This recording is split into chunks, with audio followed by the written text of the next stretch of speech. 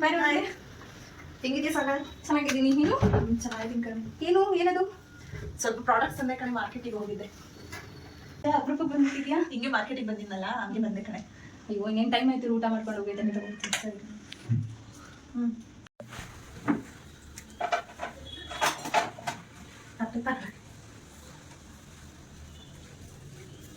ಕೈ ಅಲ್ಲೇ ತೊಳ್ಕೊತೀನಿ ಕಣೆ, ಕೈನ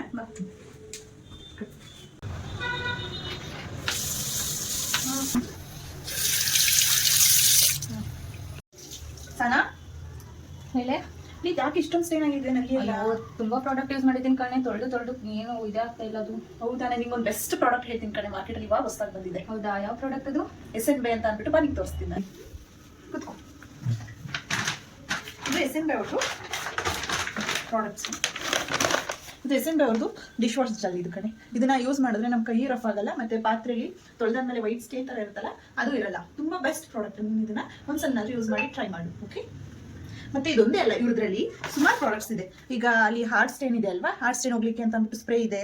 ಅದಾದ್ಮೇಲೆ ಇದು ವಾಷಿಂಗ್ಗೆ ಅಂತ ಅಂದ್ಬಿಟ್ಟು ಇದೆ. Front load, top load, semi automatic ಎಲ್ಲದಕ್ಕೂ ಯೂಸ್ ಮಾಡ್ಬೋದು ಇದನ್ನ. ಅದು ಅಲ್ಲದೆ ಇವಾಗ ಹಬ್ಬದ ಸೀಸನ್ ಆಗಿರೋದ್ರಿಂದ ಎಲ್ಲ ಪಾತ್ರೆಗಳಿಗೂ ನಾವು ಮನೆಗೆ ಎಲ್ಲರೂ ಬರ್ತಿರ್ತಾರೆ, ಎಲ್ಲ ಪಾತ್ರೆಗಳು ಪಳಪಳ ಅಂತ ಹೊಳಿಬೇಕು ಅಂತ ನಮಗೂ ಆಸೆ ಇರುತ್ತೆ. ಸೊ ಅದಕ್ಕೋಸ್ಕರ ಇವರು ಮೆಟಲ್ ಕ್ಲೀನ್ ಅಂತ ಅಂದ್ಬಿಟ್ಟು ಇದು ಒಂದನ್ನ ಇಂಟ್ರೊಡ್ಯೂಸ್ ಮಾಡಿದ್ದಾರೆ. ಇದೇ ಅಲ್ಲದೆ ಸುಮಾರು ಇದರಲ್ಲಿ ಪ್ರಾಡಕ್ಟ್ಸ್ ಇದೆ. ಯಾವಾಗಲೂ ಒಂದ್ಸರಿ ಅವ್ರದ್ದು ವೆಬ್ಸೈಟ್ ನಿಮಗೆ ಕಳಿಸ್ತೀನಿ, ಅದರಲ್ಲಿ ಚೆಕ್ ಮಾಡು. ಮತ್ತೆ ಇವ್ರದ್ದು ISO ಸರ್ಟಿಫೈಡು ಆಗಿದೆ ಇವ್ರದ್ದು.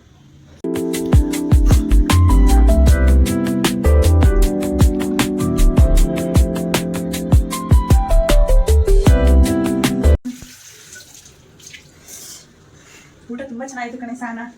Thank you. ಸರಿ ಕಣೆ ಸಾನ, ನಾನು ನೋಡ್ತೀನಿ, ಟೈಮ್ ಆಗಿತ್ತು. ಸರಿ ಕಣೆ. ಅಂತ ನನಗೂ ಹೊರಗಡೆ ಹೋಗ್ತಿದ್ದೀನಿ, ಅಲ್ಲೇ ತೊಗೋತೀನಿ. ಈ ಪ್ರಾಡಕ್ಟ್ಸ್ನ ನೀನೇ ಯೂಸ್ ಮಾಡು, ಹೇಗಿದೆ ಅಂತ ನನಗೆ ಹೇಳಿ. ಓಕೆ ಕಣೆ, ಥ್ಯಾಂಕ್ ಯು.